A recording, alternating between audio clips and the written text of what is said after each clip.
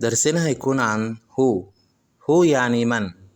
هو يعني من، ومن بنستخدمها هنا صيغة لسؤال أو تدل على شخص. طيب ask about person subject of the sentence، بيقول لك بتسأل على شخص أو فاعل للجملة. you can replace it with he or she، انت ممكن تستبدلها به أو she. for example، على سبيل المثال، who is that man؟ مين الراجل ده؟ who is that man؟ مين الراجل ده؟ يبقى you can replace it with he or she، انت ممكن تستبدلها به هو أو هي، or she يعني هي.